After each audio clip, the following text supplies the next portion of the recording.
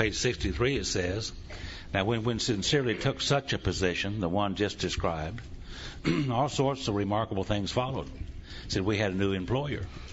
Being all-powerful, he provided what we needed if we kept close to him and performed his work well.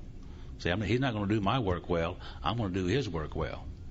Established on such a footing, we became less and less interested in ourselves, our little plans and designs. More and more, we became interested in seeing what we could contribute to life. See, I was always a taker, and takers are losers in life. Contributors are those that win, I've noticed. And see, as we felt new power flow in, and as we enjoyed peace of mind, as we discovered we could face life successfully, we became conscious of his presence. We began to lose our fear of today, tomorrow, or the hereafter. We were reborn. You know, they used to come over to my house on Monday night in that little church about 2 blocks from my house, and these guys wanted to talk to me about being reborn. And you know what I did for them? I'm drinking. Man, it's Monday night football. You know? And they want to talk to me about reborn about 8 o'clock. Be knocking on, and I'd run them off. I said, you guys get out of here. It's Monday night football. I don't want to talk to you. Get. And that's the way I did with those guys. And I didn't understand this reborn then at all. And I got to reading in that other book after I got sober, and there's a story in there. This guy's name was Nicodemus. Yeah, Nicodemus was about like me, just dumber than a stump. Yeah. And he asked that guy, I said, what do you mean by being reborn? Do you mean I've got to go back into my mother's womb? See how dumb he was? And he looked at him and he shook his head and said, well, Nicodemus, don't you know you can't do that? Didn't you go to the university? Aren't you educated? You can't do that. He said, when I'm talking to you about being reborn, I'm talking about the renewing of your mind. Old ideas cast aside, new ones accepted. Reborn in my mind. I understood that then. And now I'm ready to do business. I'm ready to do the third step. And I knew what they did on Sunday morning at that little church up there, about 11 o'clock. And I couldn't wait till I got there. And they basically asked people to come down there and do the third step prayers, what they do. So I waited till next Sunday. I got there about 3 or 4 minutes till 11. Well, I didn't want to get there too early. I might hear something that would help me. So I got there about 3 or 4 minutes till 11, and sure enough, they asked people to do that. And I came down there, and I did this. It said, the book said we were now at step 3. It said, many of us said to our makers we understood him. God, I offer myself to you to build with me and to do with me as you will. Take away my difficulties, that victory over them may bear witness, that I would bear witness to those that I would help of your power, your love, and your way of life. May I do your will always. He said, we thought well before taking this step, making sure that we were ready, that we could at last abandon ourselves utterly to him.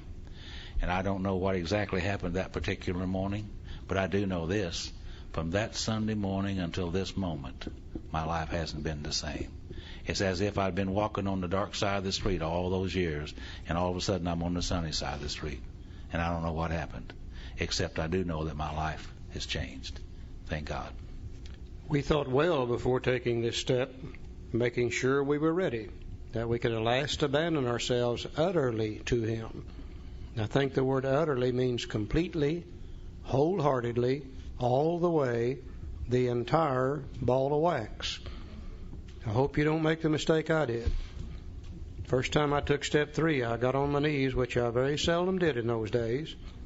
And I said, God, I offer myself to thee to build with me and do with me as thou wilt. Relieve me of the bondage of self that I may better do that will. Take away my difficulties, so on, so forth. And as I finished it up, I said, now this applies to my alcohol. Don't fool with my sex life. Stay out of my money. I can handle that too. God probably said, water and order. I can't go through with it.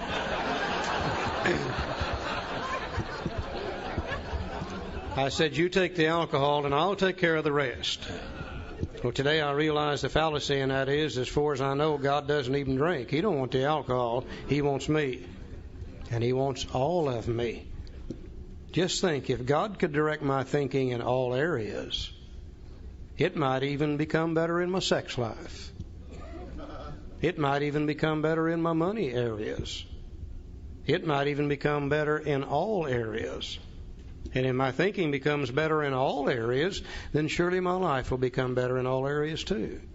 I think we need to realize this is really the decision we're making, to turn our entire will and our entire life over to the care and direction of God as we understand Him. We found it very desirable to take this spiritual step with an understanding person, such as our wife, best friend, or spiritual advisor. Back in the beginning, there was never any question about this. The new person was expected to take this step in the company of other human beings. The first step in the Oxford Group tenets was surrender. And when a new person got ready to surrender, they would take them upstairs in Dr. Bob's house. 3 or 4 of the older members, they would all get down on their knees. The new person would make his surrender. Then after he was through, the older members would vote on how well he surrendered. If he didn't do it good enough, he'd probably have to do it again later on. I think there's a valid reason behind this. I'm told that we alcoholics are born to live in 3 dimensions. We're born to live with God and ourselves and our fellow human beings. And if we are praying with other human beings for the first time, we're beginning to fit ourselves back together in all 3 dimensions the way God intended in the first place. We alcoholics are the funniest people in the world. We'll let our family see us on our knees in the bathroom, hugging the porcelain bowl, puking our guts up, morning after morning after morning. We come to AA and we try to straighten out our lives, and we're ashamed and embarrassed to let people see us pray. Isn't that something? Praying in the company of other human beings is always better. Anybody I work with that I sponsor, I require that they take step 3 with me for 2 reasons. Number 1, if they take it with me, I know they have taken it. That's the only way I know for sure. But the real reason is every time we do it together, it means more to me. And it has more strength and more power for myself. I think it's a great idea. Let's take about a 15-minute break, and we're going to jump right into step 4. See you in a little bit, okay? Let's go to the bottom of page 63. We've made our decision. We've uttered our prayer. And the book says, next we launched out on a course of vigorous action, the first step of which is a personal house cleaning, which many of us had never attempted. Though our decision, step 3, was a vital and crucial step, it could have little permanent effect unless at once followed by strenuous effort to face and to be rid of the things in ourselves which had been blocking us. Our liquor was but a symptom, so we had to get down to causes and conditions. Now, we always like to stop here for just a moment and look at the time element between step 3 and step 4. We always hear people asking the question, how long should you wait after you do step 3 until you start on step 4? And we hear all kind of answers. Sometimes they'll say, 30 days, and maybe 90 days, or maybe 6 months.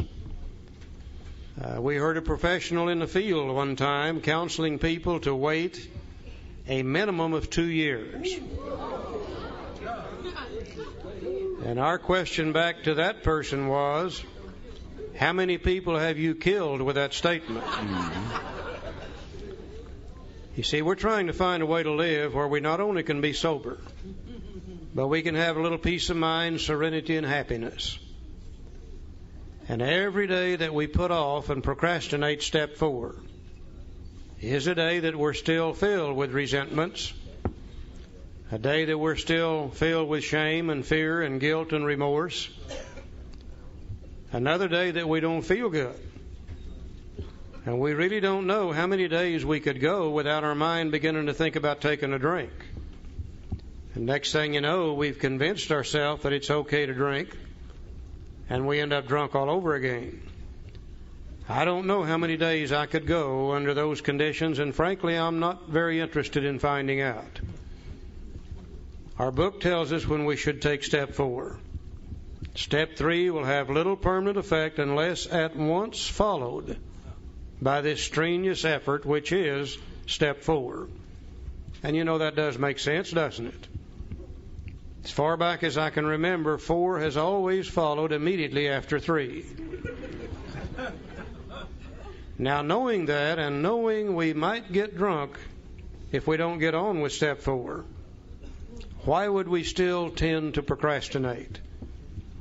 And I think 2 or 3 reasons behind it. Number 1 is fear. Some of we older members tend to play king off of the mountain with this step. And we tell the newcomer how tough it is. By God, just wait till you get to step 3 or 4, blah, blah, blah, blah. We just literally scare them to death. Let us be the first to say today that if we take step 4, according to the Big Book Alcoholics Anonymous, there is nothing whatsoever to be afraid of. And I think we're all going to see that in just a little bit. Okay, knowing there's nothing to be afraid of, then why would we still tend to procrastinate? And I think probably one of the greatest reasons is simply confusion. For years we could not see how to do step 4 according to the Big Book. And the reason we couldn't see it is the instructions are there, but they are so simple that we alcoholics, with our keen intellectual alcoholic minds, looking for something more complicated, overlook the simplicity of step 4.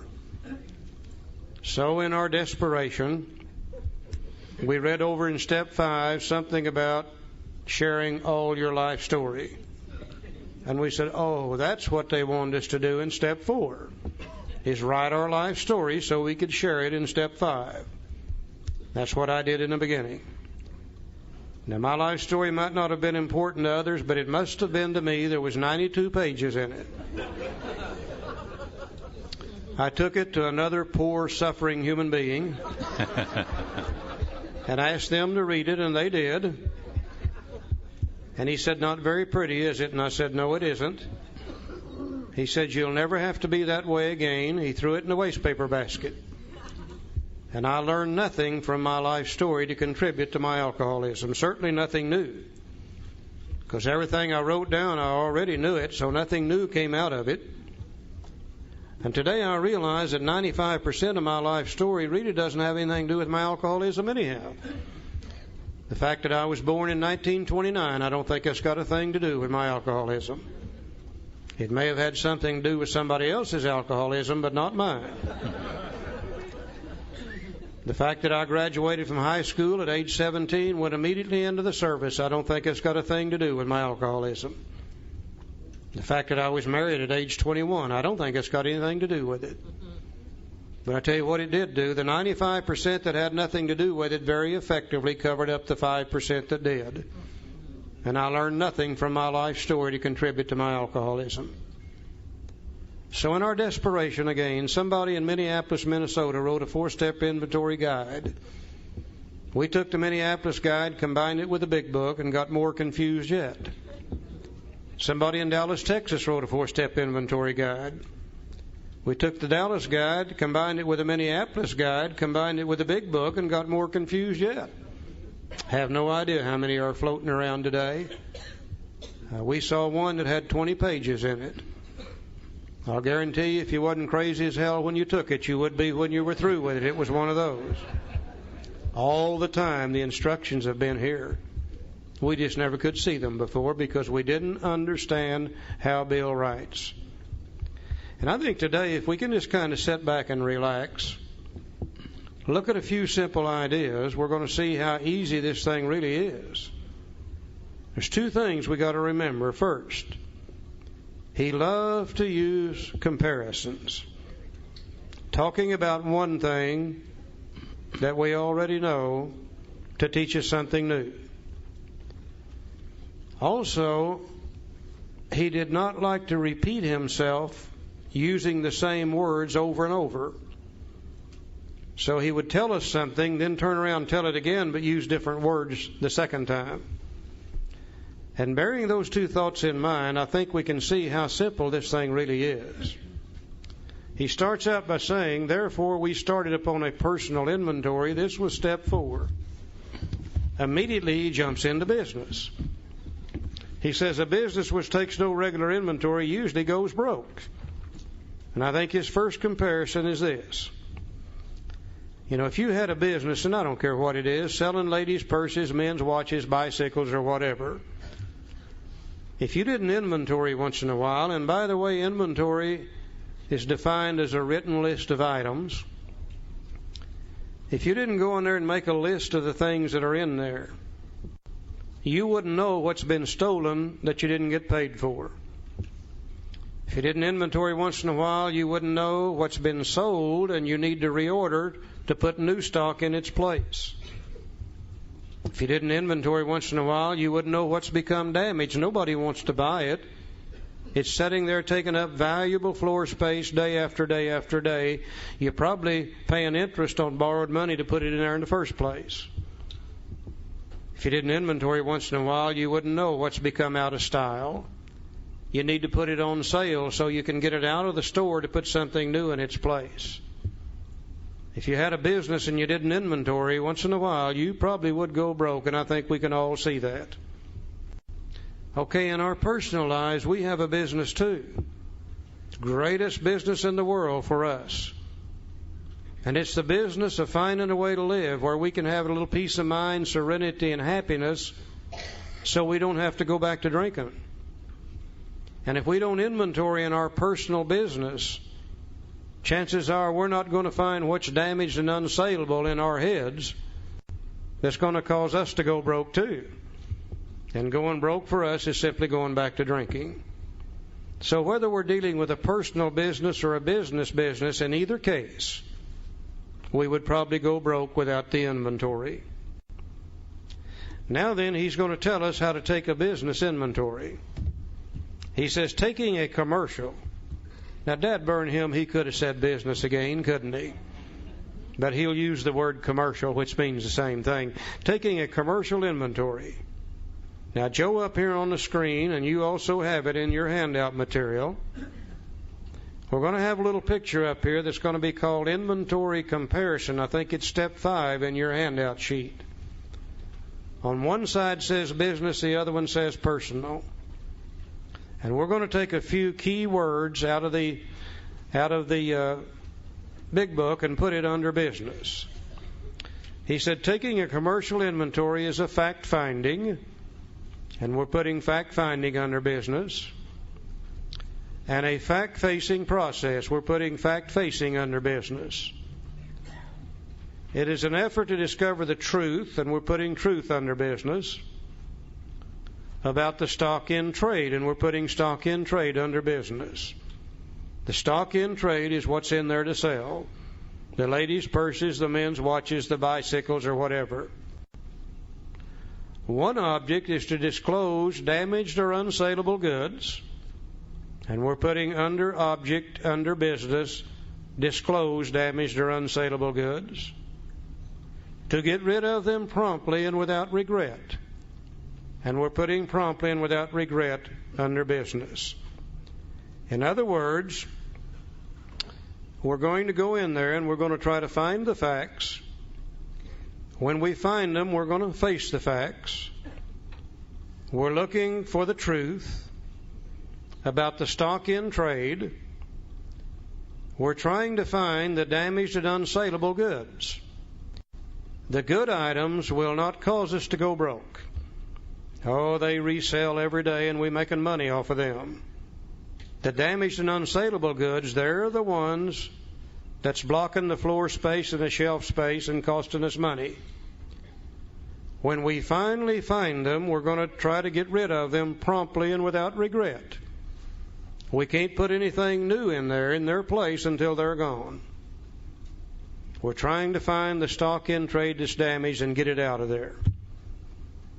If the owner of the business is to be successful, he cannot fool himself about values. He's got to be honest. Once in a while, he'll try to fool himself. He'll say, well, the reason these ladies aren't buying these purses is they just don't understand what's good for them. You know, he made the decision to buy them. He hates to admit that he made a mistake. And he may keep them in there longer than he should, and if he does, it's going to cost him money every day. Is there anybody in here would have any problem with what he's told us about the business inventory? That we're going to try to find the facts. When we find them, we're going to face them. We're looking for the truth about the stock in trade. We're looking for the damaged and unsaleable goods. When we get rid of them, when we find them, we're going to get rid of them promptly and without regret. Always looking for the stock in trade that's damaged. Anybody got any problems there? Okay, now watch him. He used a series of words to tell us how to take our personal inventory, which means basically the same thing. He said we did exactly the same thing with our lives. We took stock honestly. So we go to step 4, and step 4 says, now we're under personal on the right-hand side of the sheet.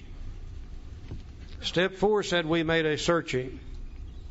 And we're putting searching straight across from fact-finding. They mean the same thing. To find the facts, to search out the facts.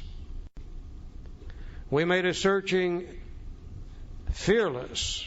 And we're putting fearless straight across from fact-facing. They mean the same thing. To face the facts, to fearlessly look at them. We made a searching fearless moral. And there's where we got in trouble. We said, oh, damn. There's that list of dirty, filthy, nasty items. And we don't want to look at them, and we sure as hell don't want to show them to anybody else. Now, I'm not sure what all Bill Wilson knew. But I know one thing, this guy understood the English language.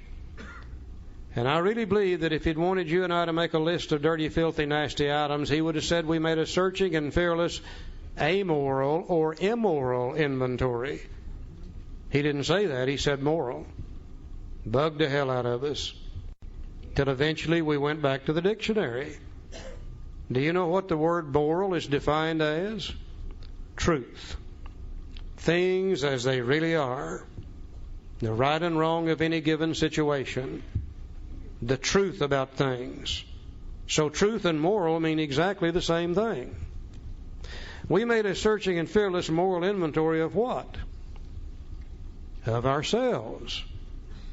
We're the only stock in trade that we have in this business of staying sober. Nobody else can make us sober. And nobody else can make us drink.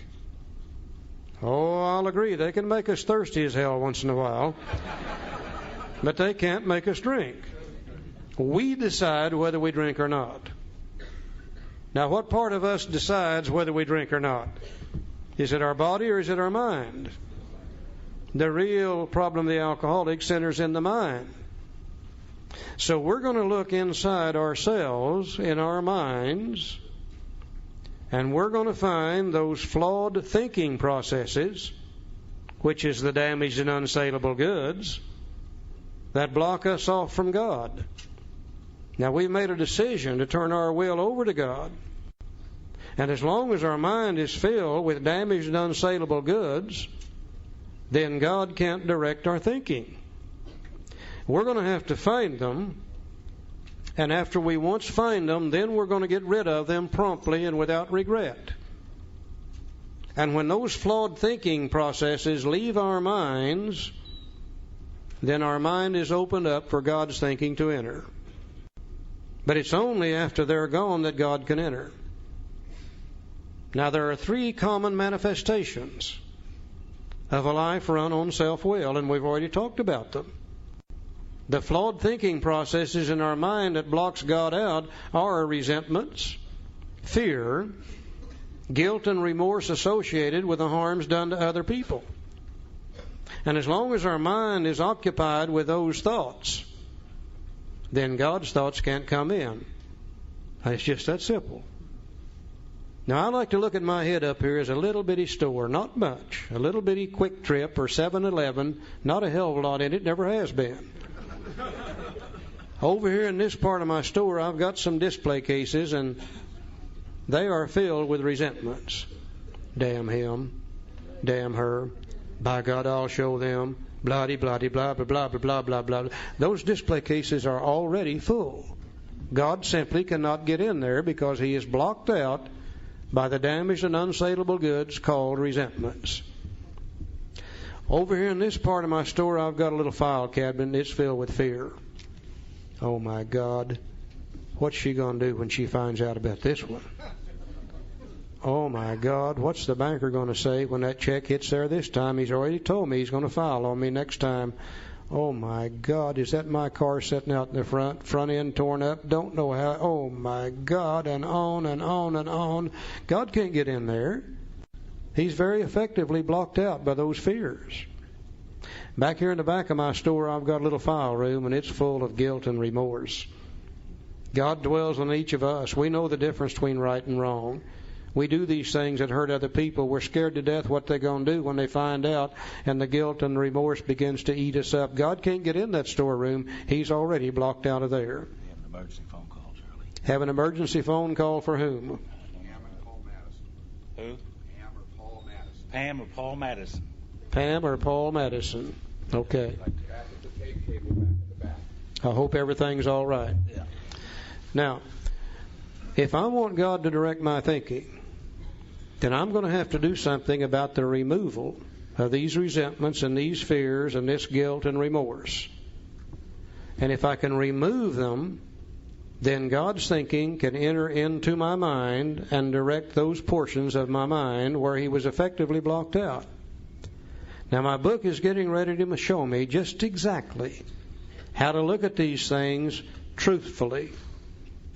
It's getting ready to show me how to remove them.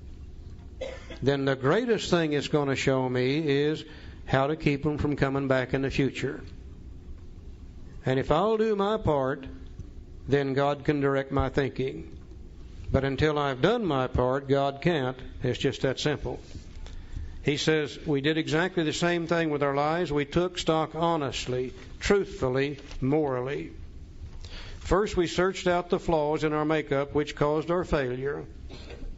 Being convinced that self manifested in various ways and what had defeated us, we considered its common manifestations. Resentment is the number one offender. It destroys more alcoholics than anything else.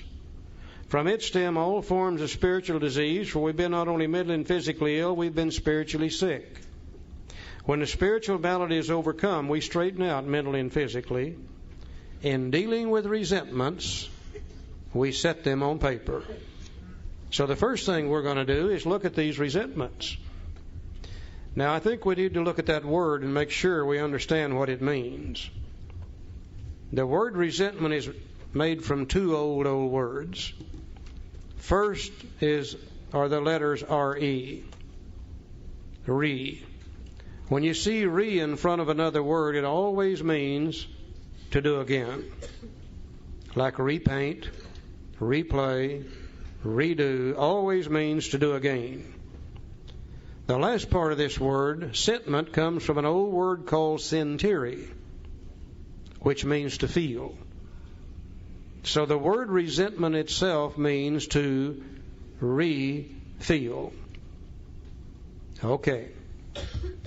Let's say we're going through life, which we do on a daily basis, remembering always that everybody has got self-will.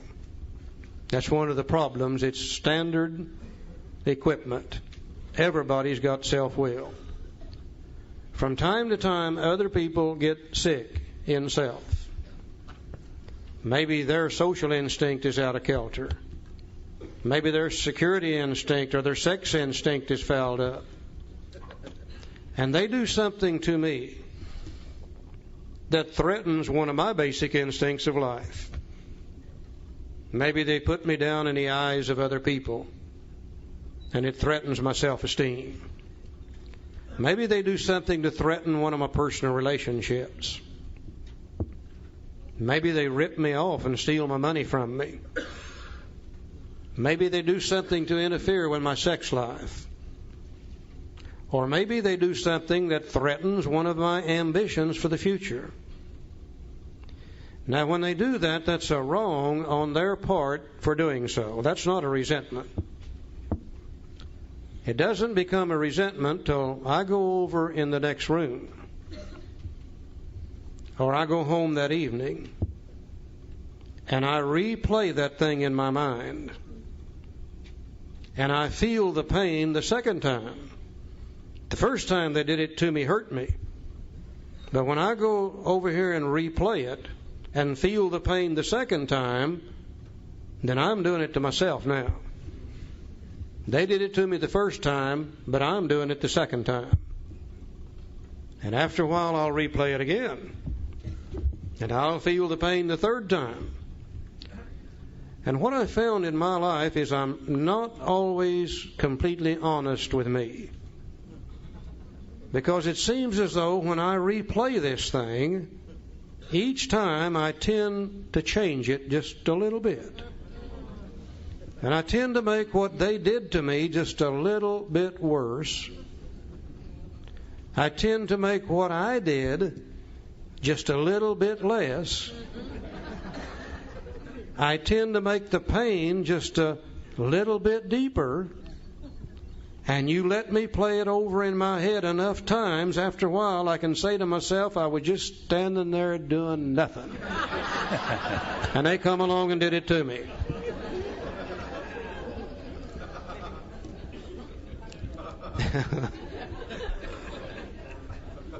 I love to watch football games. And in a football game, you'll see a guy called a quarterback that sometimes will throw a pass. And the guy that's supposed to receive it, many times it's thrown up high on purpose so the other guys can't catch it. And the guy that's going to receive it, many times has to jump way up in the air to catch it. Now, the members of the opposing team, they have learned that if you can hit this guy while he's still up in the air, before he really gets good control of that ball, you can knock it loose from him. So they wait until he jumps up in the air, and when that ball touches his fingers, they knock the hell out of him. Now, he's completely defenseless now. And they'll hit him, and sometimes it'll just turn him upside down. He'll fall on his head, his neck bends sideways, his legs spread apart, one arm bends completely behind his back, and it just hurts the hell out of him, and you can see that he's hurt. Now, the football game, though, is like the game of life. It's going to go on. They're not going to stop it very long. One or two things will happen with this guy. They'll run out there and check him over, and if he isn't hurt too bad, they'll pump a little air in him and get him up and get him going again. If he's hurt too bad, they'll drag him off to the side, they'll put somebody in his place, and the game starts again. The football game is going to continue. I don't care what's happened. Now, the announcer up in the booth, though, he's got a resentment machine. Because after a while, he'll say, let's look at that again. And this time, it is in slow motion and living color. My God, it looks twice as bad as it did the first time. You can see how far his neck really did bend, how far his legs spread apart, and how badly that arm was bent, and it looks twice as bad as it did the first time. After a while, the announcer will say, let's look at that again. The game's been going on now for 15 minutes. The announcer's still bouncing this guy up and down, up and down, up and down off the ground. Now, we alcoholics have up here in our heads a little resentment replay machine. And we get up in the mornings and we tune it up in living color. We clean the lens on it because we don't want to miss nothing.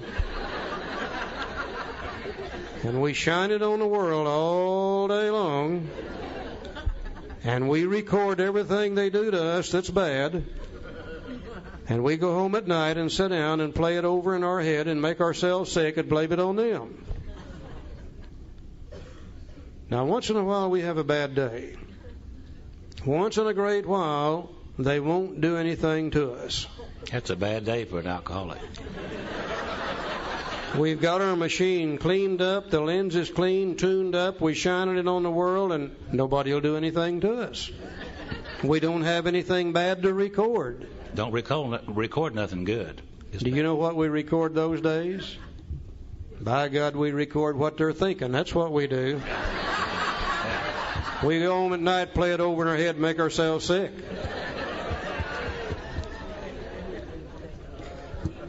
Now, there's a bad thing about a resentment. Because each time you play it over your head, each time you throw it out there, after a while, it turns around, it comes back at you.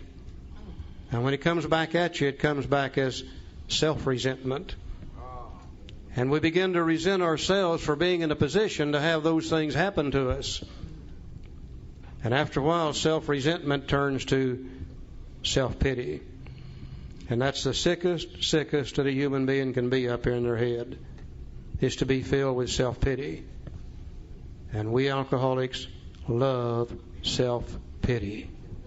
We like to get up early in the morning, put self-pity on as a cloak of dignity, and as we go out the door, we say, "Here I come, mean old world, just do it to me. I know you're going to get me because you always do." It is a sick way to build our self-esteem. Because after all, if the whole world is picking on us, we must really be somebody. And my God, we love that self-pity. If you want an alcoholic mad, if you want to make them mad, you try to feel sorry for one of us. And we'll tell you in a hurry, "Don't you feel sorry for me. That's my damn job, you know." Don't.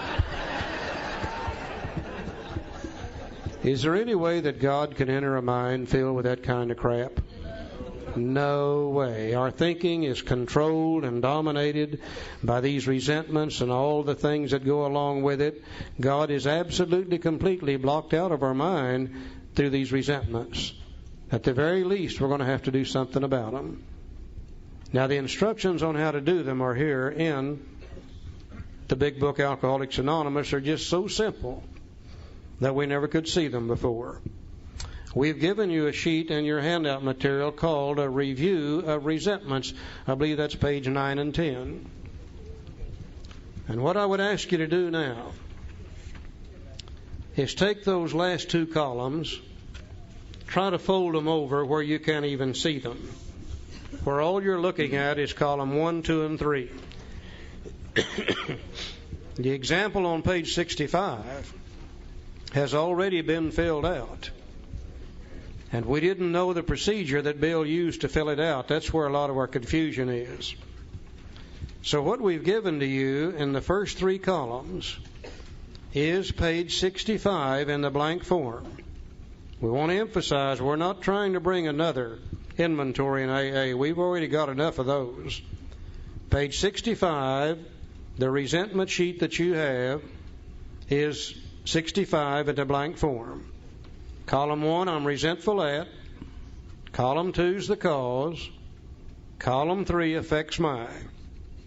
Now let's see if we can't find the instructions on how to fill it out. In dealing with resentments, we set them on paper. Okay, you've got the paper now, and we're going to start setting them down. You know, we're always taught to read from left to right. And if you read from left to right and trying to figure out the inventory on page 65, you would start with the Mr. Brown, and you'd write down the resentment, and then you'd change your mind and go to the second column and write down the cause. Then you change your mind again and go to what part of self was affected, and you have to use those basic instincts of life and try to write down what part of self was affected. Then you'd go back to the first column mentally and write down Mrs. Jones. And then you'd change your mind again and go to the second column. Well, you get the idea. If you do that long enough, if you have a mind like mine, it says tilt. Just too much information. And I say, well, what the hell? All they wanted was a life story anyhow. So I just disregard this. Well, we didn't know how to fill out this column. It seems to us that you fill this out one column at a time from top to bottom, leaving a little space in between the names in column 1. So you'll fill that in over in column 2 and a little bit later. Because our book said that we listed people, institution, or principles with whom we are angry, period. From top to bottom in column 1, we would simply write down all the people, principles, or institution with whom we are angry from top to bottom, leaving a little space between each one of them all the way down. People, that's self-explanatory. Institutions are those things such as the police department, the Internal Revenue Service, the federal government, the church, etc. Principles are those old guiding, I hate to use the word laws, but it's the only thing I can think of, natural laws that's interfered with our style of living. The Ten Commandments, that's a set of principles. And when I was out there drinking, I don't want to hear nothing about the 10 Commandments. I'm breaking all of them but one, and maybe I broke it in a blackout too. I don't know. Another old principle I'd always hated said, what goes up must come down. I never cared for that one. Another one said, what you give out's what you get back. Another one said, there are no free rides. You'll pay for whatever you get. And my dad used to say, when you lay down with dogs, you'll get fleas on you every time. Those old principles that interfered with our style of living. Now, you don't need to be sober very long to do this. All we got to do is take these things out of our head, put them down on paper. You don't have to have a high education to do this. If you can't write, you feed the names to somebody else and let them write them down. And while our mind is on one thing and one thing only, let's fill out the first column from top to bottom. I've never seen an alcoholic yet that did not know just who and what, by God, we're mad at. We spend thousands of hours sitting around in bars talking about it. All we got to do is take it out of our head, put it down on a piece of paper, and we will have completed the first instruction. And hopefully the same thing will happen to you that happened to me when I did this. They came to me and they said, list your resentments. And I said, I don't have any. And they said, surely you got one or two. Maybe you don't understand what the resentment is. And they explained to me that it was to re-feel old pains and old hurts. And I said, oh yeah, I got a couple of those. They said, put them on paper. Leave a little space in between each one. So I got a sheet of paper and leaving space between like the book does. First thing I knew, I had about 8 names on that sheet of paper. And I reached over and got another sheet of paper. And after a while, I had 8 more listed. And I got another sheet of paper, and next thing you know, I had 8 more listed, and I got another sheet of paper. I got up to about 152. And I said, man, you're madder than hell at everything. I did not know that. You can only see one resentment at a time in your head. I don't think any of us will ever see how many resentments we really do have and how much they control and dominate our thinking till we get them all down on a sheet of paper and see them in their entirety for the first time. Now, we've made a decision to let God direct our thinking. And if we've got that many resentments, then resentments direct our thinking and God can't, and it's just that simple. Just by the listing of the names, we learn something very valuable about ourselves, how resentful we really are. You just can't see this stuff in your head. It has to go on paper. So we filled out the first column. Now, Bill said Mr. Brown, Mrs. Jones, my employer, and my wife. He probably had more than that. I think he just didn't want to use any more space in the big book.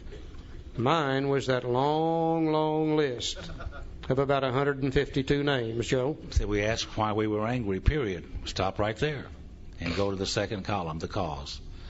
Now, in the illustration, and he used here very short and sweet, just 4 or 5 little words, not too many words to describe the cause. Simplicity is the key here in the second column. Now, he's resentful at Mr. Brown. Why? His attentions to my wife.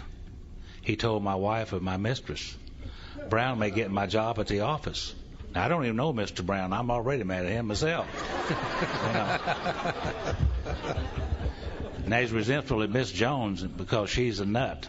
She snubbed me. She committed her husband for drinking. He's my friend, and she's a gossip. What she did was put his old drinking buddy in the nut house, and he don't like that at all. Now, he's mad at his employer. Why? Well, he's unreasonable and unjust and overbearing. Probably said, say, Bill, by the way, where were you all day yesterday anyhow? He threatens to fire me for drinking and padding my expense account. That's unreasonable as hell, isn't it? Yeah, very narrow-minded. Now, he's really mad at his wife. She misunderstands and nags, and she likes old Brown. And she wants the house put in her name. Yeah. Uh-huh. You tie that together, liking old Brown, wanting the house put in her name, it's about time to get a little bit upset, isn't it? So simply in the second column, we just write down, we ask ourselves why we were angry beside each name one at a time, using 4 or 5 little words to describe the cause. There may be one cause or there may be 2 or 3 causes, but we simply write them down in the second column. We're not going to write any big, long essays. No. Just a few simple words by each name. And there may be one cause, and there may be multiple causes, as we have here. Whatever it is, we put it down. I filled out the second column, and I began to realize something that's become very valuable to me. I began to realize it's not the people and the institutions that I'm upset with. It's what they've done to me that's got me upset. You know, I can take Mr. Brown out of here and put Mr. Green in. I'll be just as upset with Green as I am with Brown if he does the same thing to me. I could take Mrs. Jones out of here and put Mrs. Smith in. If Smith does the same thing, I'm going to be just as upset with her as I am with Jones. Well, I could take my wife out of here and put my mistress in. And if she does the same thing, I'll be just as upset with her. I begin to realize it's not them that's got me upset. It's what they've done to me that's got me upset. Now, the reason that's valuable is because of this. I'm getting ready to start out on a lifetime-changing process to develop the best possible relationship that I can with the world and everybody in it, so I can have maximum peace of mind and serenity. A part of that relationship is a little later on in my program, I'm going to have to go to a bunch of people and ask them to forgive me for what I've done to them. By the same token, I'm going to have to forgive others for what they've done to me. And a part of that forgiving process can start right here. When I begin to realize it's not them, it's what they've done that's got me upset, that starts getting names out of the way. And it's going to make it a lot easier to handle this in the future. So I filled out 2 columns now. Number 1, I learned how resentful I really am, how much that blocks me from God. And number 2, I've learned it's not them I resent. It's what they've done to me that I actually resent. 2 valuable things. Now let's look at the third column.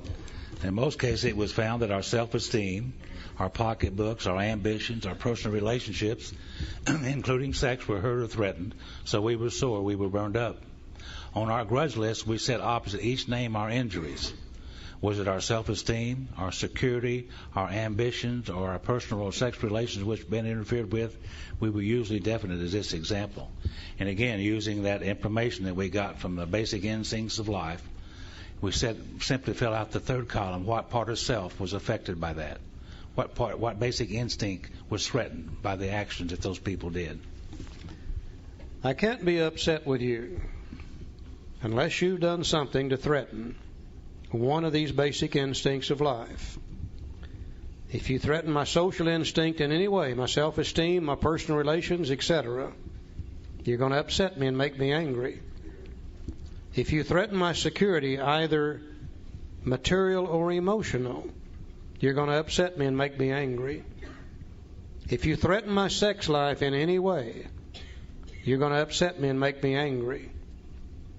And as I begin to fill out the third column and put down the part of self that is affected, in most cases I begin to see a pattern develop. Maybe beside each name I'm putting down self-esteem. Maybe I begin to see my main problem is self-esteem. Maybe I'm putting down security. Maybe I see where my main problem deals with security. Maybe I'm putting something under sex each time. I begin to realize that the sex thing is my main problem. I begin to see which part of self really does stand out. Probably going to be a combination of all 3. But I can certainly see which part of self really does predominate and stand out when I keep seeing it appear over and over and over and over again. When I filled out the third column, here's where I've learned something that I think is the most valuable thing I ever learned about me. As I filled out the third column for the first time in my life, I could see where anger comes from. I've always had a problem with anger. I've always acted and reacted with anger. I would do something that would hurt other people. I would be ashamed of it. I'd say, I'll never do that again. I'll turn right around, get angry, do it all over again. You can't do anything about a problem till you understand the problem. I never did understand where anger come from. I always thought it was just one of those feelings that flitted into your mind. You could do nothing about it. Today I realize that anger comes from a threat to one of these basic instincts of life. Now, if my basic instincts are under control at the level that God intended, if my relationship with God is okay, you can do about anything you want to me, and I'm not going to experience anger over it.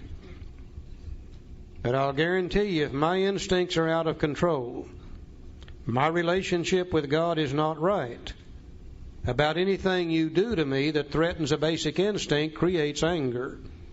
And I romp and stomp and raise hell with you and everybody around you. You know, this lady that I'm married to today, hopefully I can introduce you to her tomorrow. She's here with us this weekend. Beautiful lady named Barbara. If there's any such thing as a black belt Al-Anon, she's one of them. She's got now about 31 or 32 years in the Al-Anon Fellowship. Great, great program. But Barbara is like all human beings. She has self-will too. Now, once in a great while, she'll get sick in self. Al-Anons do that once in a while. Not too often, but once in a while. And she'll do something that threatens one of my basic instincts of life. And when she does it, it hurts.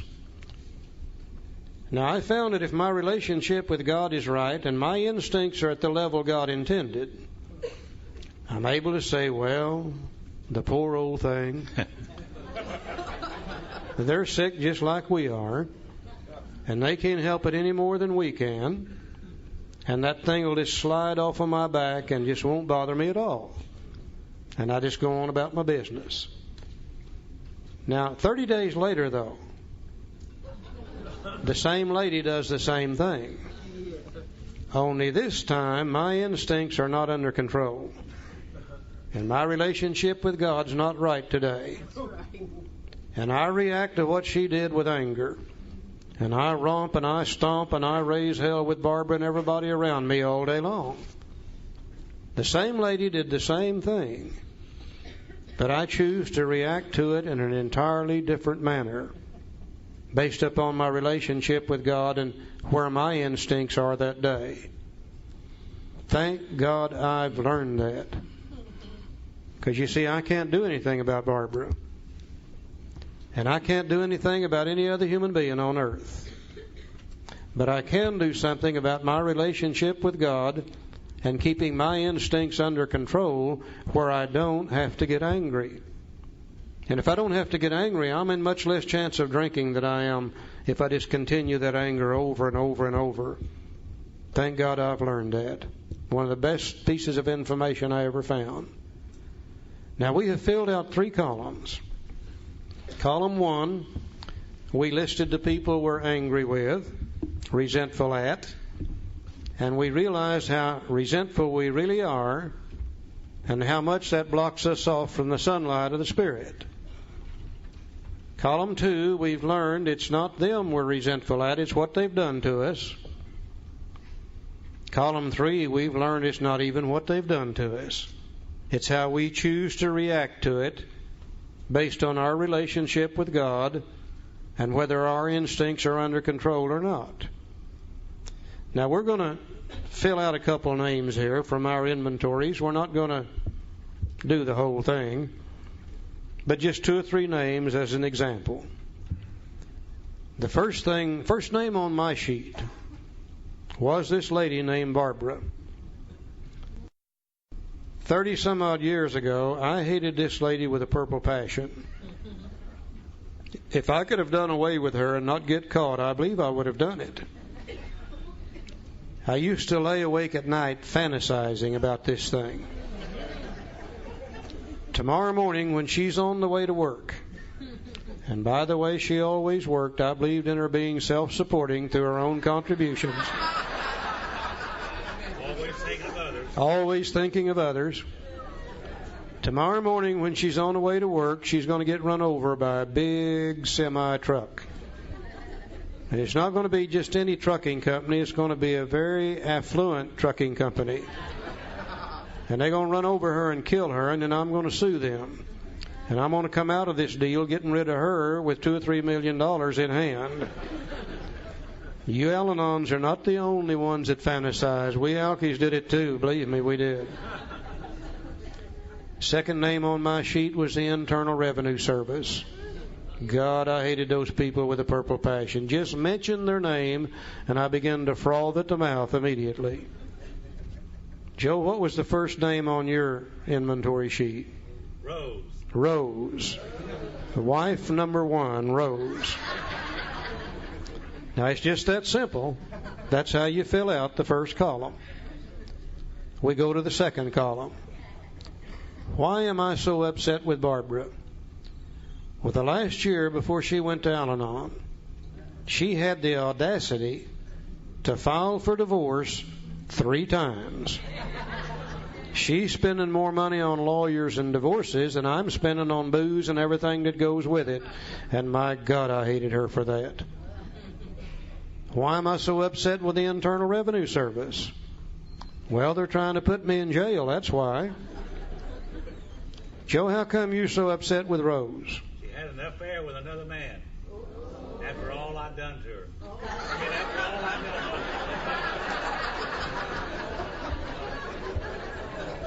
Had an affair with another man. Really upset with her. Now we go to the third column. Now, Barbara filing for divorce 3 times, is that a threat to my self-esteem? Oh, you betcha. What are other people going to think about me now? Taking this lady back after she's filed for divorce 3 times. Barbara filing for divorce 3 times, is that a threat to my personal relationships? Sure it is. She's going to take the kids and she's going to leave, or they're going to kick me out, one of the two. No personal relationships. Her filing for divorce 3 times, is that a threat to my security? Oh, yeah, by the time she's through, she'll have it all. Don't worry about that. Is it a threat to my sex life? Oh, yeah, she probably won't let me have any sex if we get a divorce.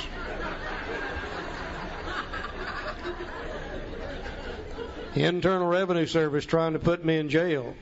Is that a threat to my self-esteem? What are people going to think about me after this deal's over with?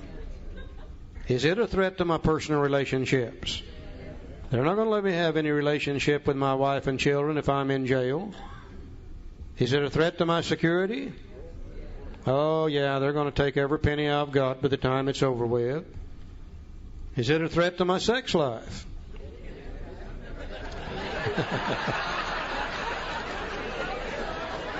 The kind I'd like to have, you betcha it's a threat to it. Now, there may be some in there I don't want, but...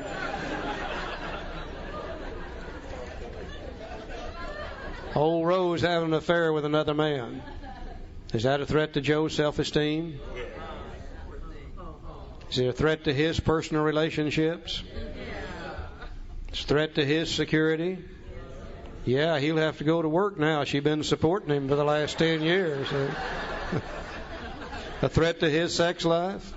Oh, yeah. All these things are a threat to those things. Okay. When we have finished out these 3 columns, and we've been able to see column 1, how many resentments we have, column 2, the cause of the resentment, column 3, the part of self that was affected, and we've learned valuable information about ourselves just by filling out those 3 sheets. Now then, let's see what we do with those 3 sheets after they're filled out, Joe. So we went back through our lives. Nothing counted but thoroughness and honesty. When we finished, we considered it carefully. The first thing apparent was that this world and its people were often quite wrong. To conclude that others was wrong was as far as most have ever got. And I always knew that. Yeah. The usual outcome was that people continued to wrong us, and we stayed sore. Sometimes it was remorse, and then we were sore at ourselves.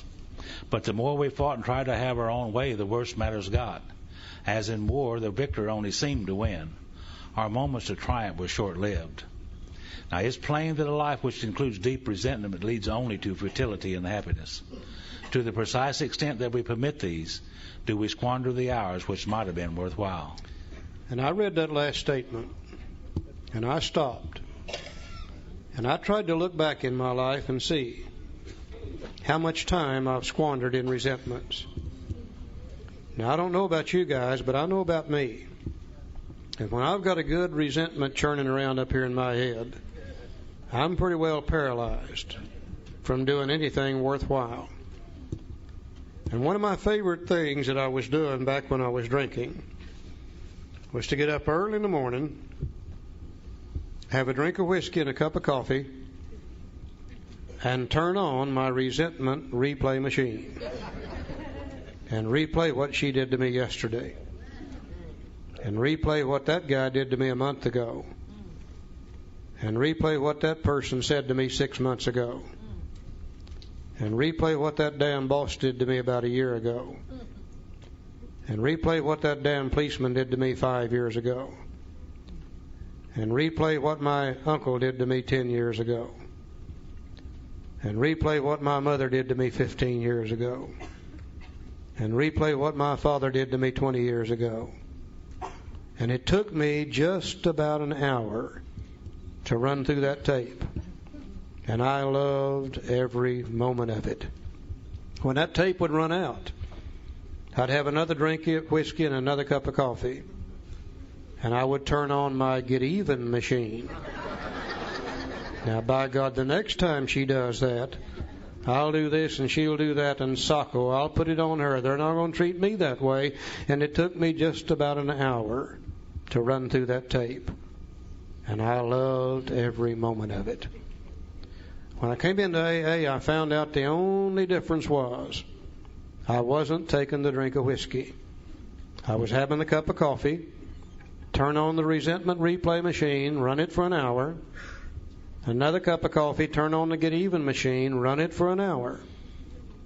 I have spent literally thousands and thousands and thousands of hours in resentments. And as far as I can tell, they've never done me any good whatsoever.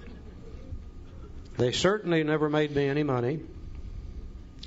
They never made me feel better. They only made me feel worse. They never straightened up a relationship with another human being. It only made them worse and worse and worse. And as far as I can tell, that was absolute, complete, wasted time. Now, as a human being, I really believe today that I'm allotted just so much time to be here on earth. And I'm beginning to approach the end of mine. And for the first time in my life, not only am I sober, but I am peaceful, happy, and free. For the first time in my life, I'm sober, and I feel great. I didn't know that you could be sober and feel as good as I feel today. What little time that I have left, I want to enjoy every moment of it. I don't want to waste any more time in resentments or anything else that blocks me off from God. I want to enjoy every moment of every day that I've got left. I simply do not intend to waste any more time in resentments. They block you off from God. They block you off from your fellow man. They just make you sicker and sicker and sicker. And what time we spend in them is an absolute waste of time. That's one of the worst things about a resentment, wasting what time we have left in resentments. But that's not the worst thing. Here's the worst thing about a resentment. He said, but with the alcoholic whose hope is the maintenance and growth of a spiritual experience, this business of resentment is infinitely grave. We found that it is fatal. For when harboring such feelings, we shut ourselves off from the sunlight of the Spirit. The insanity of alcohol returns when we drink again. And with us, to drink is to die. That's the worst thing about a resentment. When we've got a good resentment churning around in our head, we don't feel good. We're blocked off from God. And after a while, the mind, wanting to feel better, begins to think about the sense of ease and comfort that comes at once by taking a couple of drinks. Next thing you know, we become insane. We convince ourselves it's okay to drink. And we end up taking a drink and we trigger the allergy and we end up drunk all over again. That's the worst part about a resentment. The book says if we were to live, we had to be free of anger. The grouch and the brainstorm were not for us. They may be the dubious luxury of normal men, but for alcoholics, these things are poison. We turn back to the list. You see, this is why you got to have a written inventory. If you had it in your head, you would have lost it already. We turn back to the list, for it held the key to the future. We were prepared to look at it from an entirely different angle. Always before, I looked at it to see what those suckers had done to me. Today, I would look at it to see what that resentment is doing to me. And if it's blocking me off from God and maybe causing me to get drunk, then I'm looking at it from an entirely different angle.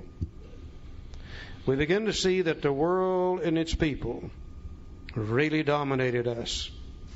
In that state, the wrongdoing of others, fancied or real, had power to actually kill. And I stopped and I said, Charlie, how dumb can you be? All my life I've been proud of the fact that I stand on my own 2 feet. Nobody tells me what to do. I don't need your advice, thank you. And I suddenly realized that other people, through my resentment toward them, have controlled and dominated my thinking as far back as I can remember. And if they've controlled and dominated my thinking, they've controlled and dominated my actions, they have absolutely, completely controlled and dominated my entire life for me. I always thought I was in charge, but I suddenly realized other people have been in charge as far back as I can remember through my resentments toward them. And then I said, man, you really are stupid, aren't you? Because some of these people have been dead and buried in a graveyard for years. And they've been reaching out from the grave, and they've had me by the yang-yang as far back as I can remember. And when I saw that, I said, to hell with them. I'm not going to let those people, alive or dead, live in my head rent-free any longer. I've made a decision to let God direct my thinking. And if others direct it, alive or dead, justified or unjustified, then God can't. And it's just that simple. And an amazing thing happened to me right here. We alcoholics fancy ourselves as reasonably intelligent people. Now, I don't know that we're smarter than anybody else, but I think we're reasonably intelligent people. And we don't like to look stupid. And when I saw the stupidity of letting those people control me and dominate me, it looked so dumb that about 95% of these resentments began to disappear automatically when I saw how stupid that really was. But I found that I had 4 or 5 or 6 that were so deeply embedded in my mind for so long that they didn't automatically disappear when I saw the stupidity behind them. And for those, I had to have some additional help. We now come to the first prayer in the big book in step 4. We always hear about the step 3 prayers, the step 7 prayers. We never hear about the step 4 prayers. Let's see how we can use prayer to remove those deep, deep-seated resentments. He said, how could we escape? We saw that these resentments must be mastered, but how? We could not wish them away any more than alcohol. So you can't heal a sick wine with a sick mind. You can't wish your way out of it. Well, this was our course. We realized that the people who'd wronged us were perhaps spiritually sick. And though we did not like their symptoms and the way they disturbed us, they, like ourselves, were sick too. It's part of the prayer. We asked God to help us to show them the same tolerance, pity, and patience that we would cheerfully grant a sick friend. When a person offended, we said to ourselves, this is a sick man. How can I be helpful to him? God save me from being angry. Thy will be done. And I'm like Charlie. I spent many, many years in my life, many hours of my life thinking. My mind was racing uncontrollably, figuring out some way I could get even with those people. And after I got sober, I'd been sober about 3 or 4 months, I went to a little conference in Apache, Oklahoma, and I met a lady there, some of you know. Her name was Alabama Carruthers. Some of you all knew Alabama. She became a big influence on my life. And she said a couple of things that night that really struck me. She said she had a soul sickness, and I could identify with that. Because my last night of drinking, I was sitting on a bar stool, and I had a real sick feeling in my stomach, and it wasn't a throwing up type sick, it was sick feeling. And she said it was a soul sickness. I said, that's what I had, a soul sickness. And then she said another thing that night. She said, I have peace of mind today. And boy, I mean, that really struck me, because that's all I'd ever wanted was peace of mind. And I loved Alabama. She was always excited about life and what was going to happen next.